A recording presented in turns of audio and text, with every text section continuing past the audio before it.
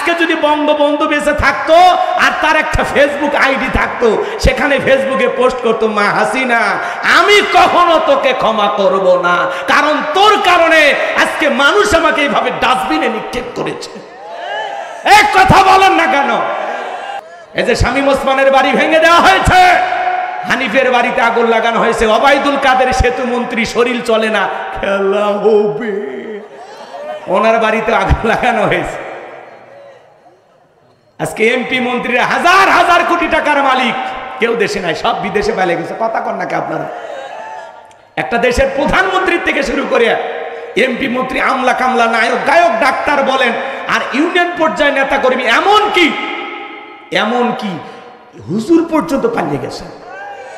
এরকম পতন পৃথিবীর ইতিহাসে কারো ঘটেনি। কথা বলে ঠিক না? আমরা বারবার বললাম ম্যাডাম পদত্যাগ করেন, ম্যাডাম পদত্যাগ করেন। উনি যদি পদত্যাগ করিয়া জেলেও যাইতেন, কয়েক বছর পরে নেতা কর্মী ফুলের মালা দিয়ে আবার জেলখানা থেকে বের করতো, কিন্তু পালিয়ে যায়, কাজটা ঠিক করেনি। কথা বলেন? এই জন্য আল্লাহর খেলা বোঝা বড় দায়। আমরা চাইলাম পদত্যাগ, আল্লাহ বলে কিসের পদত্যাগ? এরা যে অন্যায় অপরাধ করেছে, শুধু পদত্যাগ না, আমি আল্লাহ এদেরকে দেশ ত্যাগ করতে বাধ্য করবো। কথা বলে ঠিক না? ইন্না বাতাসা রাব্বিকা লাশাদীদ, আল্লাহর পাকড়াও বড় কঠিন। আল্লাহ ধরে না, যেদিন ধরবে মামু বাড়ি দিল্লি গিয়ে পড়বে। শুধু একবার বলেছে আমি লাইভে আসতেছি, জনগণের উদ্দেশ্যে ভাষণ দিব। ছাত্র আন্দোলনের এই বিপ্লবী সৈনিকেরা, এখন এদের রক্ত কিন্তু ঠান্ডা হয়নি, ওরা বলতেছে দাঁড়া তোর ভাষণ দিতেছি। ভারতে গেছেন, চুপচাপ থাকেন, কেন মিডিয়াতে এসে এগুলো ঝামেলা করতেছে? চুপচাপ থাকেন, যতদিন মনে চায় থাকেন না, পাশেই তো আছেন, আমরা তো খোঁজ খবর নিতেছি। কথা কয় না? উনি আবার কল রেকর্ড ফাঁস করে বলে দেশের জন্য আমার খুব মায়া, আমি যদি থাকতাম আমাকে হত্যা করা হতো, আমি এই জন্য পালিয়ে আসছি। আপনি নিজের জীবনের মায়া দেখলেন, আপনার কোটি কোটি অনুসারী যারা আপনার দল করে, রাজনীতি করে, তাদেরকে ভাবলেন না? তাদের জীবনের মায়া নাই? কথা বলে না কেন? আপনি একাই পালিয়ে গেলেন হেলিকপ্টার নিয়ে, কে তাদেরকেও নিয়ে যেতেন? কথা কি ভণ্ডামি সমাজে আছে না নাই? নারী পুরুষ একত্রে গান গায়, বাবা আমি তোমায় ভালোবাসি, তোমার চরণ সুমিতে বাবা, তোমার কাছে আসি গো বাবা, আমি তোমায় ভালোবাসি। যেই মহিলা স্বামীকে বাদ দিয়া পীরের ফাটা পায়ে চুনা খায়, ওই নারীর চরিত্রে ঠিক নেই। আপনার বউ মাজার আছে, আপনি কি দুর্বল? কথা কন না কেন? আপনার বউ বলবে শোন আমি তোর পীর, পছন্দ হয় না এদিকে পীরের কাছে যা, কি শিখবি? আয়েশা, ফাতেমা, খাতিজা, হাজেরা, আসিয়া, মারিয়ম, এই নারীদের জীবনী কিনে দেবেন, যেগুলো সব জান্নাতি নারী। এদের জীবনী পর, এইভাবে জীবন গড়, তারপরে মর, জান্নাতের রাস্তা ধর। খবরদার কারো বউ যেন মাজারে না যায়। কষ্ট পাচ্ছেন আপনারা? এক মাজারে দেখি ডাবের গাছে ঝুলে রাখছে ইট। কেন? কয় হুজুর যেই মহিলা নিয়ত করে ঝুলে গেছে, ইট ঝুলে রাখলে ইটটা যেমন ভারী হয়, কিছুদিন পরে ওই মহিলার পেটও ভারী হবে। আমি তখন বললাম যে মহিলাদের বিয়ে হয়নি, এরা যদি দুই একজন ঝুলে রাখে, আর পেটে কি ভারী হবে? আচ্ছা আপনারা কি ভাষা বোঝেন নাকি রাগ করে? তো এই ভণ্ডদের কাছে যাওয়া যাবে? হাই রে ওদের গান, কয় আমি পাগল দিওয়ানা হয়েছি, মুর্শিদেরই প্রেমে পড়েছি। স্বামীর প্রেমে পড়ে না, কার প্রেমে পড়ছে? পীরের প্রেমে। তাহলে এই বউরে পিটানোর দরকার আছে না? না। আল্লাহ যেন নারীদের হেদায়েত দান করেন, জোরে বলেন আমিন। তাহলে মাজারে সেজদা দেওয়া শিরিক, পীরের পায়ে সেজদা দেওয়া শিরিক, নেতার পায়ে সেজদা দেওয়া শিরিক। আল্লাহ ছাড়া এই মাথা দুনিয়ার কারো কাছে নত করা যাবে না, যাবে না। শোনেন শোনেন শোনেন, এই হাত টিয়া পাখিকে দেখায়, কবিরাজকে দেখায়, আছে না? না। ভাগ্য গণনা করা কি? শিরিক। আপনার তকদির আগামীকাল কি আছে আল্লাহ ছাড়া কেউ জানে? অনেকে বলে আংটিতে সব সমস্যার সমাধান। ওই যে শেষ দর্শন লিটন দেওয়ান চিস্তি, আপনি কি মামলায় হেরে যাচ্ছেন, বিদেশে যেতে ভয় পাচ্ছেন, দাম্পত্য জীবনে অসুখী, আজই আসুন শেষ দর্শন, আজমেরি জেমস হাউস, লিটন দেওয়ান চিস্তি, আছে না? না। এক আংটিতে যদি এত সমস্যার সমাধান হয়ে যায়, বাজান বলেন তো, ওর তো আংটি বিক্রি করে খাওয়ার কথা না। এই আঙ্গুল, এই হাতে 5টা, এই হাতে 5টা, 10টা আঙ্গুলে 10টা আংটি ব্যবহার করে বাংলাদেশের 1 নাম্বার ধনী হয়ে যেত। এগুলো ভণ্ডামি ছাড়া আর কিছুই নয়। এরপরে দেখবেন ট্রাকের পিছনে সেরা স্যান্ডেল ঝুলানো, কেন? কয় দুর্ঘটনা থেকে বাঁচার জন্য। স্যান্ডেলের উপরে ভরসা না, ভরসা কার উপর? এরপরে শনিবার মঙ্গলবার বিয়ে করা হয় না, এগুলো দিন নাকি শুভ না, এগুলো ভাবা যাবে না। সন্ধ্যার পরে শ্রমিককে টাকা দিতে চায় না, ধনী কেন? ধনী নাকি যদি শ্রমিককে সন্ধ্যাবেলায় টাকা দেয় তাহলে নাকি গরিব হয়ে যায়। এগুলো ধারণা করাও শিরিক। কথা কয় না কেন? হাত চুলকালে টাকা আসে, ভালো, ওরে বাঁধতে রাখেন, হাত দুটো খুলে রাখেন, 3 দিন হাত চুলকে রক্ত বের হয়ে যাবে, তাও টাকা আসবে। চিরুনি যদি চুল আশ্রয় দিকে পড়ে যায় তাহলে নাকি মেহমান আসে, যা মা রান্না শুরু কর, কেউ না আসলে আমরা খেয়ে যাব। কথা কন, এগুলো ধারণা করাও। কথা কয় না ভাই। নতুন ছেলের বউ চা বানাইতে কাপটা ভরে ভাঙ্গে গেছে, বলে অলক্ষণে কুলক্ষণে বউ আসছে। অলক্ষণ কুলক্ষণ বলে ইসলামের ভিতরে কোনো কিছুই নাই। জমজ কলে খালি কয় জমজ বাচ্চা হয় ভালো, 2 বারে কষ্ট 1 বারে হলো, মাঝখানে সিজারের টাকাটা বেঁচে গেল। এগুলো ধারণা করাও শিরিক। কথা কয় না কেন? রাগ করেন নাকি আপনারা? অনেক কথা বলার আছে বাজান, কয়টা কথা বলবো। ছোট বাচ্চার কপালে কালো ঠিপ দেয় কে কেন? কয় বদ নজর থেকে বাঁচার জন্য। বলেন তো বাজান, তকদিরের ভালো মন্দ সবকিছু কার হাতে? অল কদরিহি শাররিহি মিনাল্লাহি তাআলা ওয়াল বাসি বাদাল মাউত। তকদিরের ভালো মন্দ একমাত্র কার হাতে? তাহলে অনেক শিরিক আছে বাজান, শিরিক করা যাবে না। শিরিক মুক্ত ঈমান আমল যেন আল্লাহ আমাদেরকে দান করেন। চিৎকার মেরে বলুন আল্লাহু আকবার। বিশ্বনবী সাহাবা ইকরামদেরকে ডেকে বলেন, আমার সাহাবীরা শোনো, একজন ব্যক্তি একটা মাছি মেরে জাহান্নামে চলে গেল, আর একজন ব্যক্তি মাছি না মেরে জান্নাতে চলে গেল। সাহাবা ইকরাম ডেকে বলেন, নবী গো, বুঝতে পারলাম না ঘটনা কি, একটু দয়া করে খুলে বলেন। আল্লাহ রাসূল তখন বলতেছে, শোনো, এক দেশে এক জালেম বাদশা ছিল। ওই জালেম বাদশা রাস্তার মোড়ে মোড়ে মূর্তি বানায় রাখছে। বাদশার নিয়ম হলো যত মানুষ ওই রাস্তা দিয়ে হেঁটে যায় প্রতিমার নামে কিছু না কিছু দিয়ে যাওয়া লাগবে। একজন ইমানদার হেঁটে যায়, জালেম বাদশার লোকেরা ডেকে বলে, কিছু দিয়ে যাও। বলে, ভাই দেওয়ার মতো আমার কাছে তেমন কিছু নাই। বলে, শোনো, যদি দেওয়ার মতো কিছু না থাকে ওই প্রতিমার নাকে ডোগা একটা মাছি পড়ে আছে, সেখান থেকে একটা মাছি মেরে নিরাপদে চলে যাও। ইমানদার চিন্তা করলো, একটা মাছি মারলে কি এমন অপরাধ হবে? এইবার একটা মাছি মেরে নিরাপদে চলে গেল। কিছুদিন পরে আরেকজন ইমানদার হেঁটে যায়, জালেম বাদশার লোকেরা ডেকে বলে, কিছু দাও প্রতিমার নামে। ইমানদার ডেকে বলে, ভাই আমি মুসলমান, প্রতিমার নামে আমার জন্য কোনো কিছু দেওয়া জায়েজ নাই, হারাম, শিরিক। জালেম বাদশার লোকেরা ডেকে বলে, শোনো, হয় প্রতিমার নামে কিছু দিয়ে যাও, আর না হলে বাদশার নিয়ম অনুযায়ী কাল্লা কেটে ফেলে দেওয়া হবে। ইমানদার ডেকে বলে, ভাই কাল্লা দিতে রাজি আছি, আল্লাহ দিতে রাজি নাই। বলেন আল্লাহু আকবার। এইবারে জালেম বাদশার লোকেরা ডেকে বলে, শোনো, এখনো সময় আছে, যদি মানো ভালো, না হলে কিন্তু তোমার কাল্লা ফেলে দেব। ইমানদার ডেকে বলে, ভাই 1000বার প্রশ্ন করলে কি উত্তর দেব? কাল্লা দেব, কিন্তু আল্লাহ দেব না। মাছি মারার মতো সামান্য শিরিক আমি মুসলমান করতে পারি না। হিন্দুদের পূজার মেলায় যাওয়া মুসলমানের জন্য জায়েজ না, হারাম। আপনি বউ বাচ্চা বান্ধিয়ে না যান আর গান গান, মেলায় যাই রে, মেলায় যাই রে। কথা কয় না কে? আপনি মুসলমান, আপনি কেন তাদের পূজায় যান বলেন? তারা আপনার ঈদের নামাজে আসে, জুমায় আসে, লাইলাতুল বরাতে আসে, লাইলাতুল কদরে আসে, মরে গেলে জানাজায় আসে। আপনি কেন যান? আপনি কেন যান?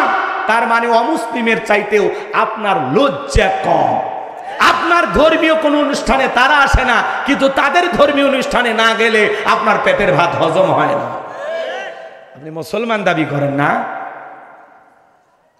মুসলমানরা যে জনপদে ক্ষমতায় থাকবে, অমুসলিমেরা মায়ের কোলে শিশু যেমন নিরাপদ, ডিমের ভিতরে কুসুম যতটা নিরাপদ, তার চাইতে বেশি নিরাপত্তা নিয়ে অমুসলিমেরা বসবাস করবে। তারা 12 মাসে 13 পূজা করবে, কীর্তন করবে, যা ইচ্ছা তাই করবে।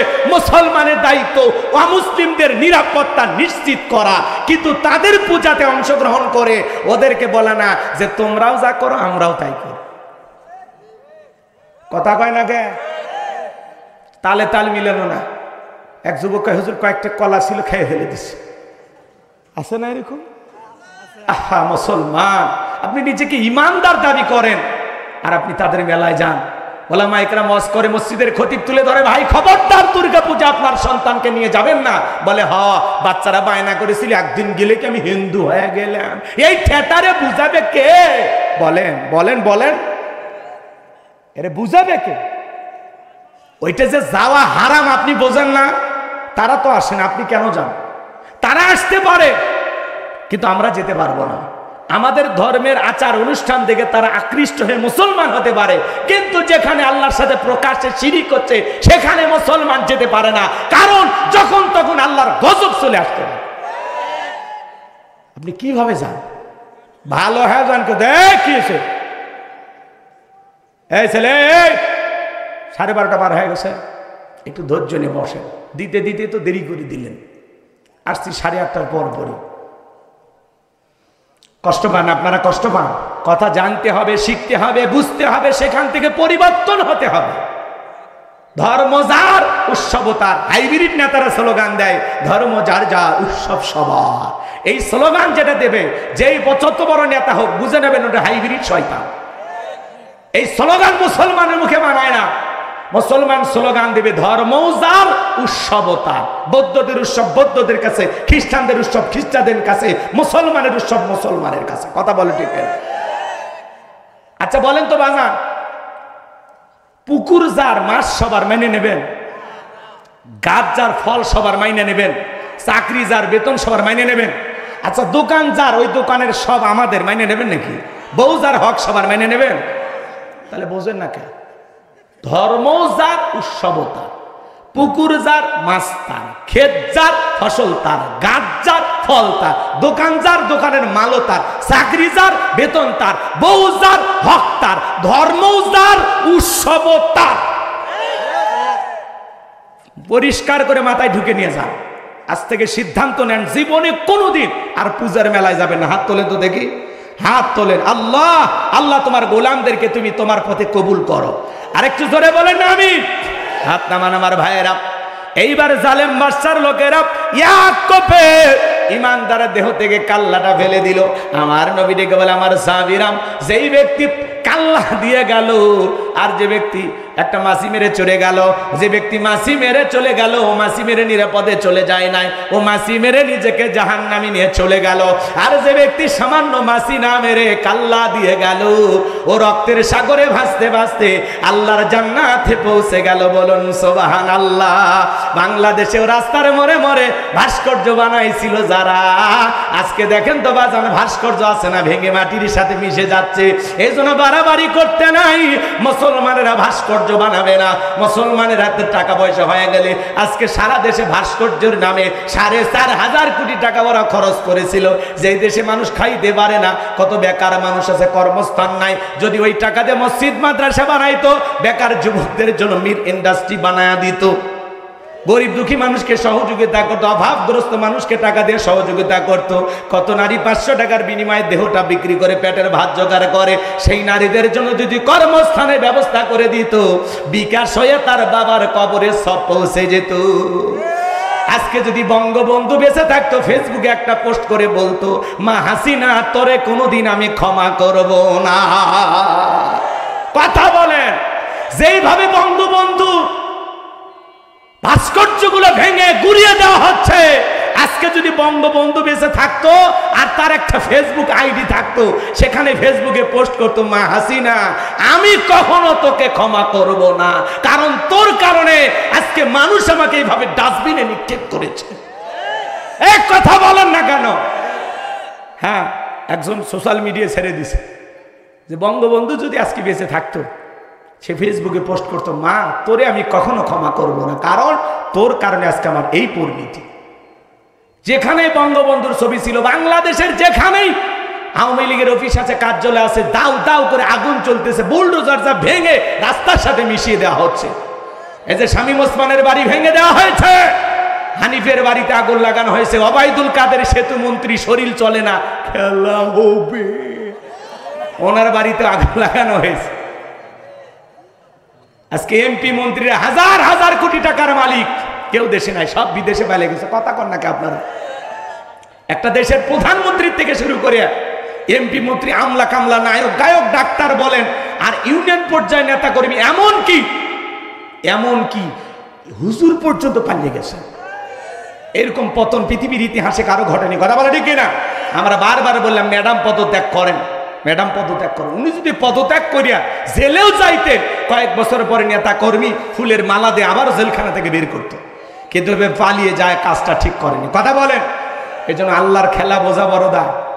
আমরা চাইলাম পদত্যাগ, আল্লাহ বলে কিসের পদত্যাগ? এরা যে অন্যায় অপরাধ করেছে, শুধু পদত্যাগ না, আমি আল্লাহ এদেরকে দেশ ত্যাগ করতে বাধ্য করবো। কথা বলে ঠিক না? ইন্না বাতাসা রাব্বিকা লাশাদীদ, আল্লাহর পাকড়াও বড় কঠিন। আল্লাহ ধরে না, যেদিন ধরবে মামু বাড়ি দিল্লি গিয়ে পড়বে।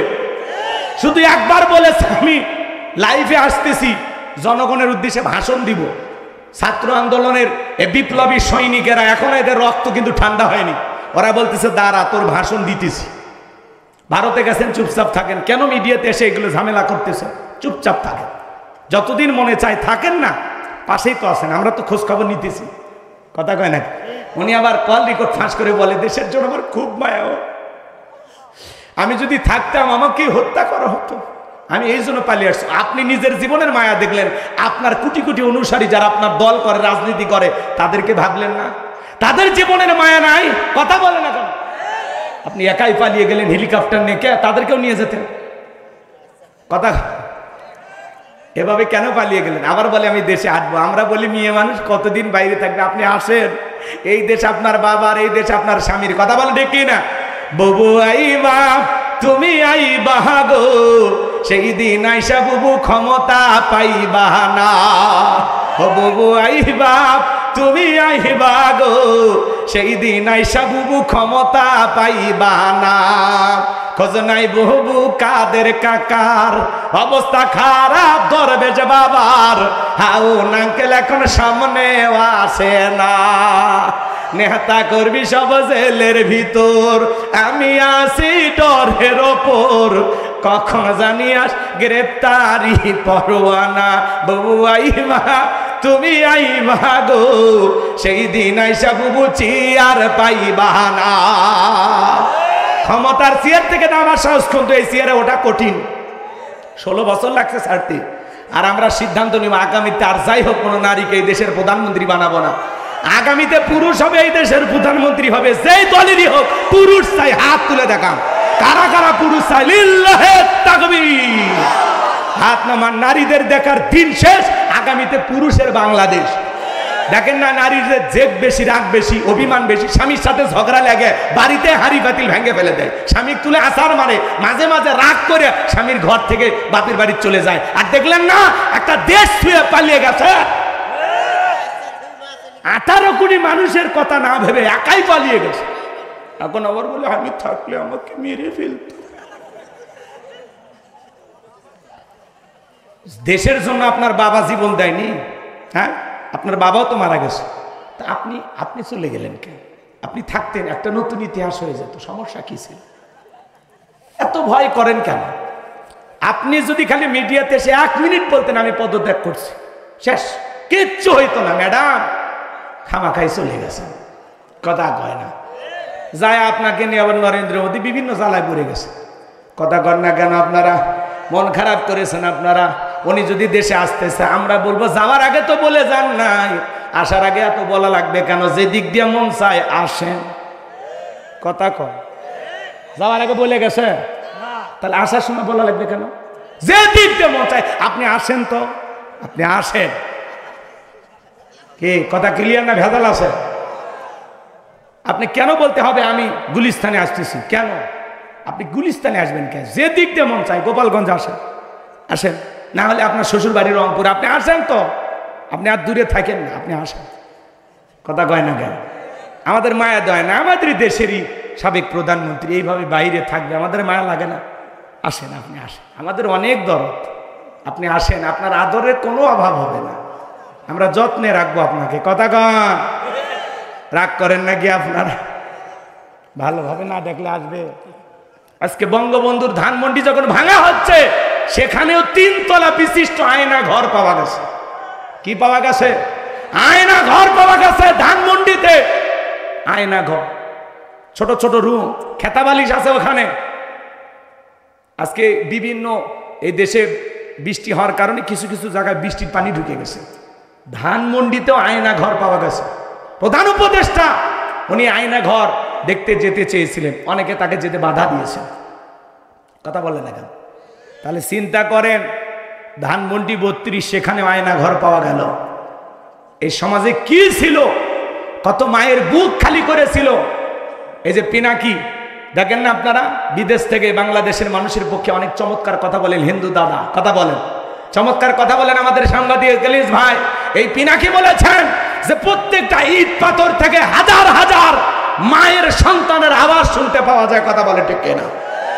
এখানে যে কত মানুষের জীবন চলে গেছে, কত মানুষকে তারা গুম করেছে, হত্যা করেছে, এর হিসাব কেউ দিতে পারবে না। 16 বছরে কত হাজার মানুষকে তারা হত্যা করেছে। কেউ বিরুদ্ধে কথা বললেই আব্রাহার ফাহাদ কত ভাইয়েরা জীবন দিয়েছে নিরীহ বাচ্চাদেরকে। 2006 সালে লগি বৈঠা দিয়ে ছাত্র শিবিরদের সোনার সন্তানদেরকে কিভাবে পিটায়া বিদায় করে দিয়েছে। কথা বলে ঠিক কিনা? আজও সেই ভিডিও ফুটেজ গুলো দেখলে লোম দাঁড়িয়ে যায়, মানুষ কেমন এত পাষাণ হতে পারে। কথা বলে ঠিক কিনা? আজকে সামান্য ইট দালান করে ভাঙ্গা দেখে কান্না চলে আসে। হ্যাঁ, অনেকে মাস্ক পরে দেখতে গেছে, মানে একটু ওই দল করে, একটু ভাঙতে গেছে। একজন যা বলতেছে, হে ভাই এগুলো ভাঙেন না, মানুষ দিচ্ছে গণধুলাই, সে এই পিটন। তখন বলতেছে আমিও তোমাদের পক্ষেই। আমি 32-এর না, আমি এখন 36-এর লোক। মারের চাইতে বড় ঔষধ আছে কর। এক মহিলা পাগলি দেখতে গেছে, পাগলি যা বলতেছে এগুলো ভাঙেন না, সবাই ধরছে পাগলির। পাগলি তখন বলতেছে আমিও ছাত্রদের পক্ষেই। ও যেই দেখতে যাচ্ছে সেই বিপদে পড়ে কয় আমিও পক্ষে। তাহলে যাওয়ার দরকার কি বাবা? এই সমাজে যারা আয়না ঘর বানিয়েছে, যারা হাজার হাজার মায়ের বুক খালি করেছে, বিচার বহির্ভূত হত্যাকাণ্ড ঘটিয়েছে, তাদেরও বিচার বাংলার মাটিতে হবে ইনশাআল্লাহ। আর এই দুনিয়ার জমিনে যদি বিচার না হয়, আল্লাহর আদালতে আল্লাহ ওদেরকে ছাড় দেবে না। কথা বলে ঠিক কিনা? কারা কারা বিচার চান 2 হাত তুলে দেখান তো দেখি। লিল্লাহে তাকবীর। যারাই অপরাধী তাদের ক্ষমা নাই।